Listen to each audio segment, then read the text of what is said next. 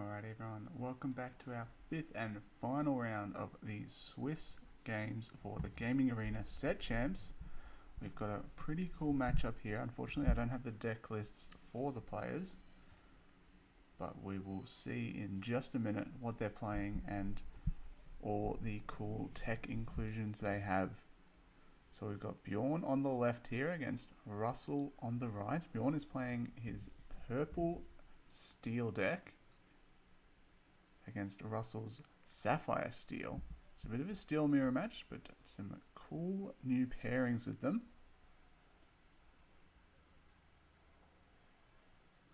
Let's see how it plays out here. So I played both of these players in the tournament.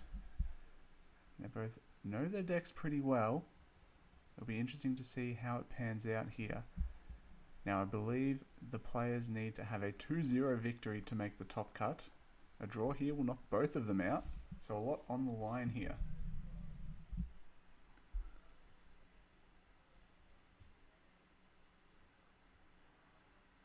Alrighty, now let's get stuck into the game and see what happens. Now we see Russell there, he's got his sapphire steel deck. Looks like he's got a Popsicle turn 1. Actually opting just to go for the Captain Hook instead, maybe getting a bit of a tell on what deck Bjorn's playing, wanting to control that board a bit more. Now, Bjorn's Amethyst Steel deck's a bit more of an aggro version here. He does have the 1-cost Maleficent questing for 2, helping against that Ruby Sapphire matchup. Doesn't find it here though. The Chernobog is actually probably the best option for him, given that the Captain Hook does only have 2 willpower, so we'll be able to take that out if it's challenged. Now we see Russell, you're playing the Sail, so new card from Azurite Seas, able to ink an extra card per turn, and unlike Tipo, doesn't come into play exerted, so he's able to get that Popsicle down this turn as well and draw an extra card.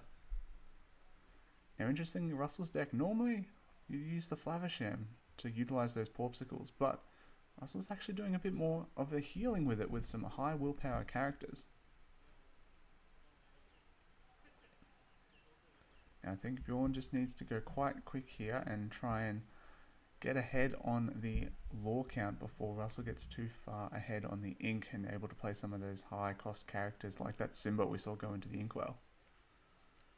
He's just going to quest. Will be interesting to see if he banishes. He doesn't, because he's going to play that snake and bounce it back. Very good, so that doesn't leave any characters for the Hook to challenge, leaving all of his characters ready.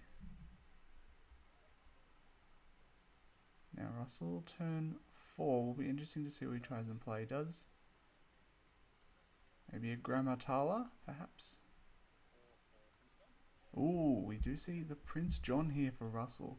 Quite a cool new card that, instead of questing, normally using it to exert, and means you can play a card from your discard for free. So being able to banish that Popsicle and then play it back again for free to draw a card. Or maybe something like a Fishbone Quill. I think it's a much earlier option than Tamatoa for trying to get your items back. So definitely a cool include from Russell here. Alright, now Bjorn trying to go a bit more on the aggressive now, getting a few more characters in play. The snake will be able to be traded into by Hook for a favourable trade. With that Challenger 2 ability means it will have 3 strength when it challenges. And now we see Russell using that Popsicle to heal no damage, but just so he can get the Prince John to play it and draw a card, basically for free. He will miss out on that 1 lore from questing, but that card draw can be so important sometimes. And we've got 5 for our big body card Shempo, which pairs very well with cards like Baymax and Popsicle. Having such high willpower means it's going to be hard to clear in 1 attempt. So going to get some use out of those healing cards for Russell.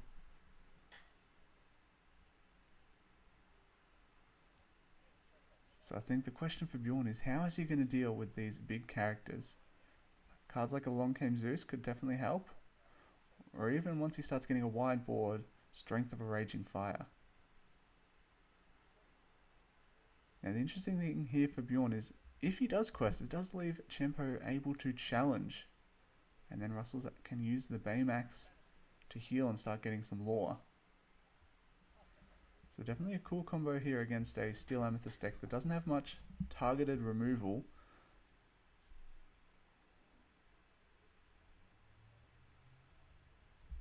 Or even board wipe. So going to be a bit tricky for Bjorn to remove some of these high willpower characters. So I definitely have to give the advantage to Russell here, I'd say, in this matchup. And we see that 3 damage come down, and perfect timing. Here is the Baymax, healing that 2 damage and getting 2 lore.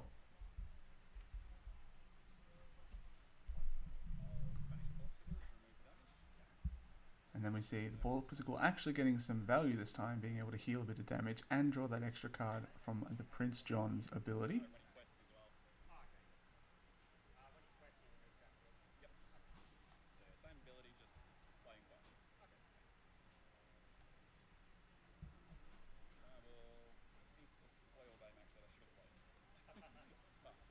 And unfortunately doesn't have anything to use for that last ink, like another Porpsicle. But the board state for Russell's looking pretty good here. I think the way forward for Bjorn is maybe if he has a Along Came Zeus to try and take out this Chenpo with the rabbit, but you definitely want to keep a bit more of a board presence, so not giving Bjorn the option, or not giving Russell the option to challenge into any characters. Probably don't want to be questing too much, if you can help it, otherwise that'll just be easy lore gain for Russell, with that Baymax able to get a 4 every time it quests if there's 2 damage on another character.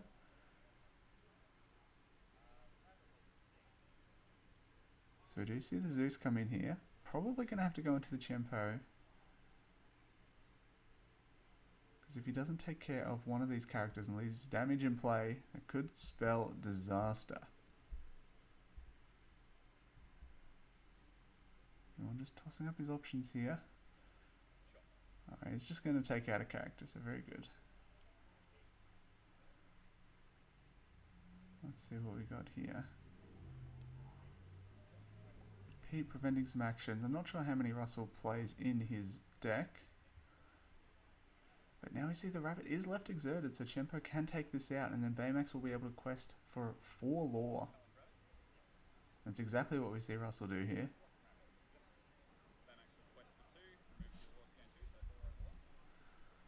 Russell going to jump up to 6 lore here, into Bjorn's 4. Or 7 into 5, sorry.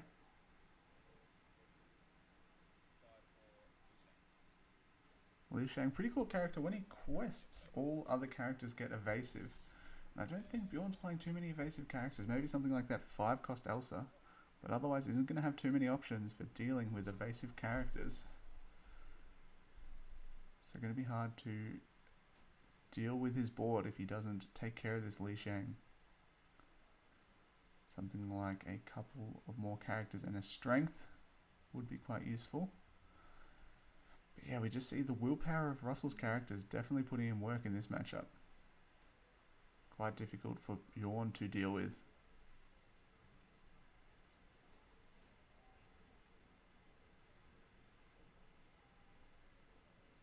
Just contemplating what the play here is. There we go, we do see that Elsa, so would be a viable option for getting rid of some characters after Li Shang quests, but ideally he'd just be getting rid of those characters this turn. Maybe something like a Fox. So questing with Smear, playing a Fox to try and take it out would be good for Bjorn here. And you'll see we finally have that nice lore counter there. So we're actually able to keep up with the lore now. Sorry it took a while to get that one in, but hopefully going forward we'll have that a bit more often.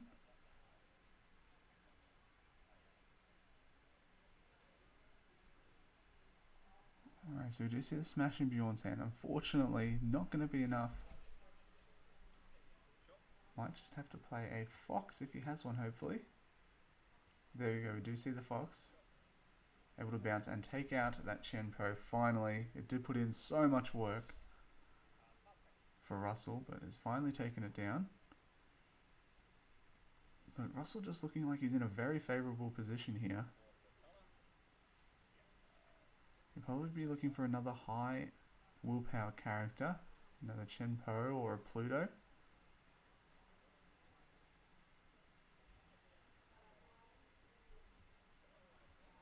Can't quite see what he took there. Looks like he has a Porpsicle to play. Just get some more items in play to heal some of his characters if he might need that in the future.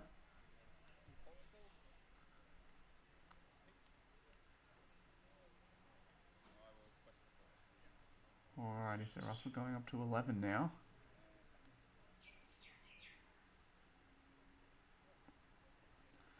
Definitely running away with this game. It's going to be really tough for Bjorn to catch up with. Nothing like a be prepared to reset the board and try and get him back into this game. It's going to be really tough to catch up here. It's definitely not what you want to see at this stage of the game. Something more for turn 1.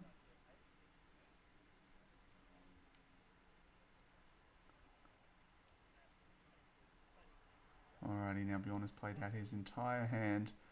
Russell currently questing for 6 on the board. We'll put him up to 13. I believe he does have a Storm Rage on. Oh, and that Tinkerbell is going to make it very hard for Bjorn to catch up here. Putting another 2 lore character on the board. And we see the Storm come down. Basically undoing all of Bjorn's hard work here. And basically sealing up this game 1 for Russell, I would imagine.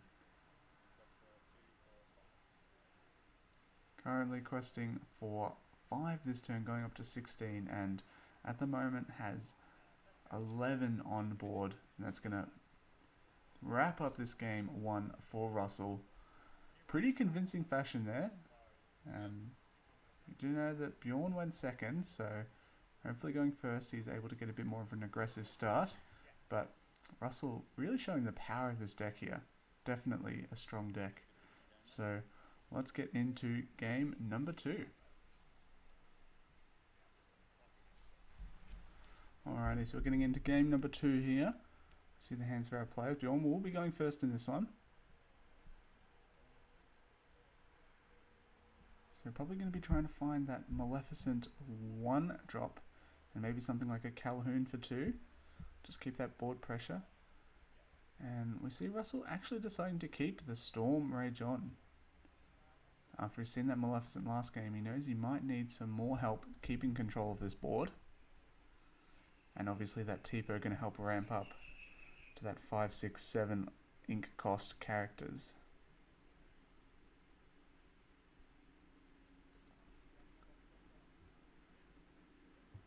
So I think Bjorn probably wanting something like a Maleficent into Calhoun into maybe something like a Pete or a Fox. Or if Russell gets the hook down, maybe a Strength. And we see the Diablo. Probably not the 1 drop you want going first, I think. That's definitely more powerful going second.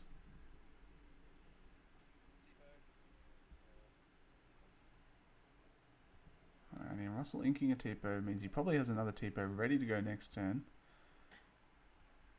Unfortunately didn't get the hook, which is probably the 1 drop you want more going second. And let's see, we actually have to double 1 drop. So Bjorn already putting the board pressure on, and now I don't think Russell plays anything like a grab your swords that he can build up to later in the game to try and help clear this board, but we'll hopefully have that Tipo, or even a sail into a hook could be a good play as well, but definitely wants to be getting a character onto the board. Looks like he might just be going for the Calhoun. I really like this play, keeping control of the board a bit more against these more aggressive matchups when you're going second. And you can always play the Sail, the Azurite Seas next turn, and possibly even get another Calhoun down.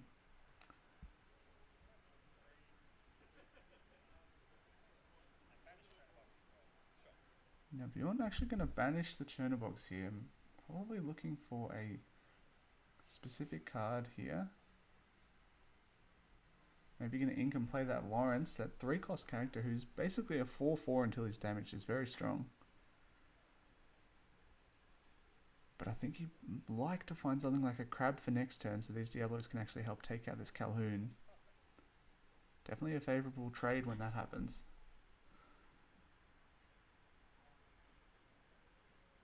Now Russell here probably going to have to start ramping with that sail. And hopefully he has another 2-cost character to go along with the extra 2 ink he's going to be able to play.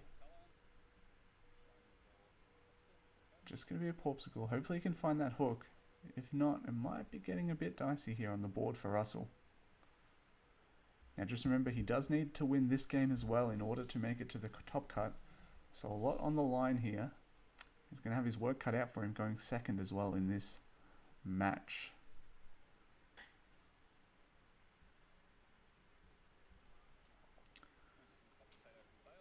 Alrighty, Hot Potato, a cool new card from set 6. Able to banish an item or deal damage, I believe. So you see the challenge with the Calhoun, going to get 2 lore for Russell and keep that board under control. Bjorn definitely looking for something like a crab here, I would imagine. Being able to challenge into the Calhoun with the Diablo to take it out. But Bjorn looks like he might actually have the Fox in hand, which is also another good option for taking out this Calhoun.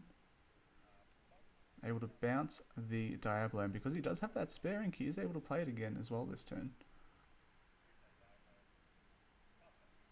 So 4 ink just to take out a Calhoun. Definitely a favourable trade for Russell there, but he is now left with nothing on the board, which isn't where you want to be going second against Amethyst Steel.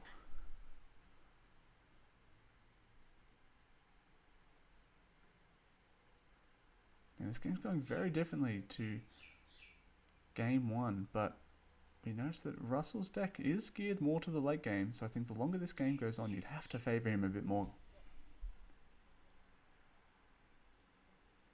Russell cleverly not leaving this Chenpo exerted when it enters play, as there are no other characters to bodyguard. It's not going to be doing too much other than incentivizing Bjorn to challenge, which he might not necessarily want.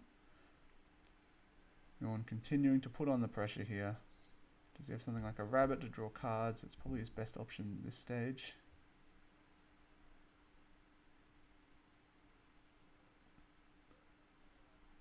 There we go, or maybe even something like a goat, just have some more strength on the board.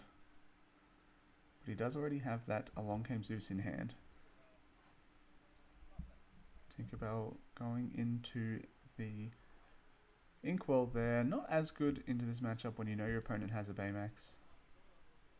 And here we go, Russell challenging again with the Chenpo and showing the power of this Baymax and its high strength and high willpower characters alongside it. And basically this Chen Power just took out that Lawrence and now has no damage on it. And Russell gained 2 lore to go with it. So definitely a very powerful card in that Baymax.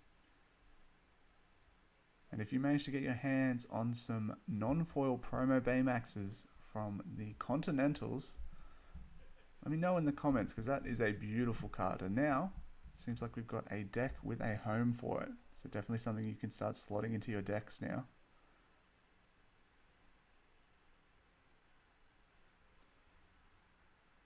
Now imagine Bjorn something to try and take out this Chenpo is what he's after. He does have that Zeus.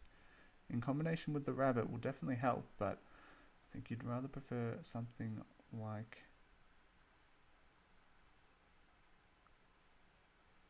a fox and a crab to help take that out, but well, doesn't look like he has that available.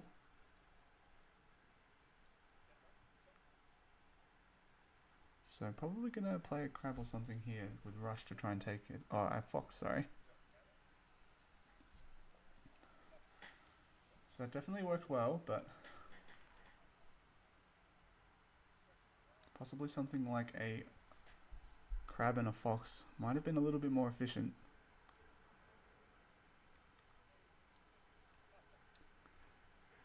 Alrighty, now Bjorn taking a bit of control back on this board. Let's see if Russell has any good response in hand. Some more bodyguard characters would always be helpful.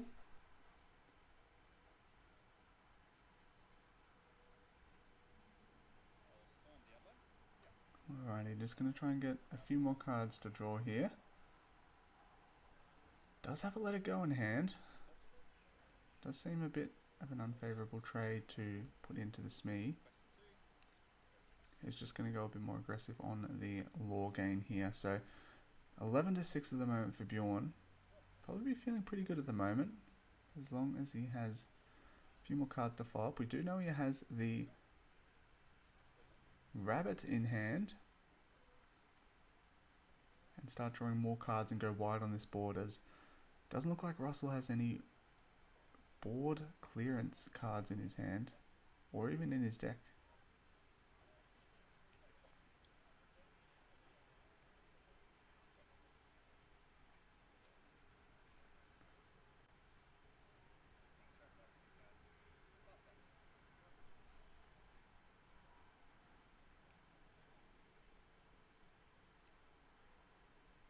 Okay.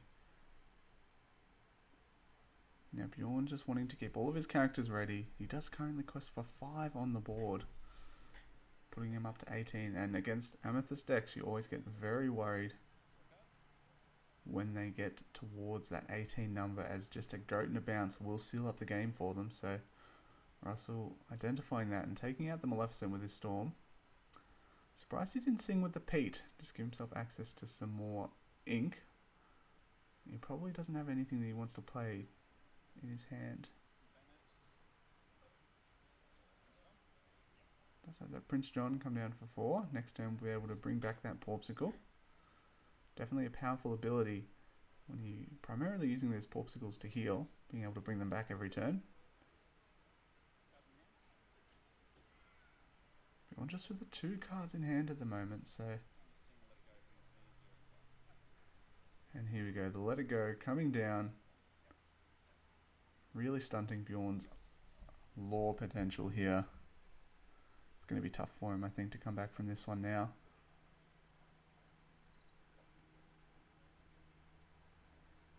Going to need a few goats and bounce here to bring him closer to that 20 number.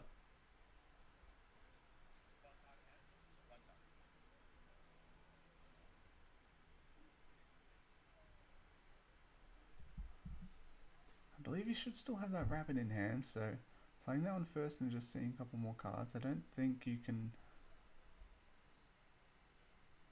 afford not to do that here. He's just going to go with the smash, and it looks like he's going to take out the Baymax. Fortunately, the snake does have that 3 willpower, so I won't be taken down by the Baymax. So pretty favourable trade there for Bjorn. Looks like he's going to play the Zeus. Okay, so Russell clearing the board of Bjorn. Now Bjorn retaliating similarly.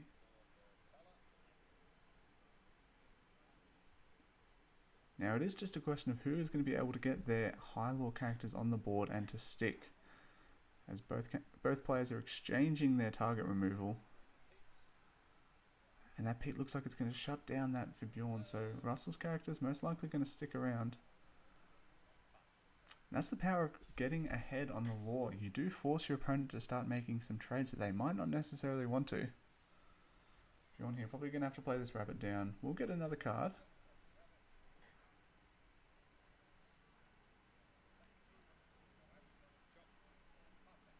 So Pete being responded to by Pete. Although I don't think Russell has any actions in his hand. 5-cost character. Another big bodyguard character. So pretty freely able to quest with these characters here. I think Bjorn just needs to put on the gas a little bit and start drawing some more cards and playing down more characters. And getting that lore closer to 20. I think that was a Calhoun he just drew, so not going to be super useful when your opponent has a big bodyguard like Chempo. He does have another Amethyst card in hand. I can't quite see what it is there. Is going to be that goat, so getting very close now. Something like a bounce next turn could win the game for Bjorn. As long as Russell isn't able to remove this Calhoun or goat.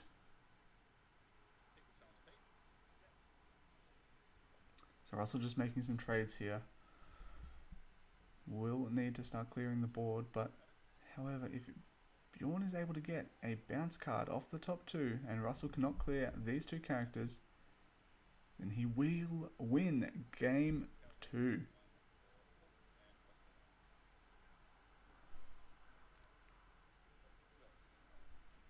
Even a goat here would win it actually, being able to challenge into Chempo with the goat and Calhoun. Looks like it is a Zeus, and that, I think, could very much seal up this game for Bjorn. Zeus into the Chempo, Calhoun into the Chempo, go up to 18, quest with the goat to 19, and as long as Russell cannot win next turn, Bjorn might win this game here. Definitely a bit of a back and forth. Now, I don't believe Sapphire Steel has any law removal cards. And it looks like it's going to be a 1-1 tie. Very nice draws for Bjorn there at the end, and definitely put himself in a good position to win that game. Definitely a close one. Now, will be interesting to see if a tie for these plays is enough to put them in the top cut. We will see you in the next video for the top 8 to see who has made it in. As always, like, subscribe, comment any plays you thought you might have made differently, and we will see you in the next video for our top 8.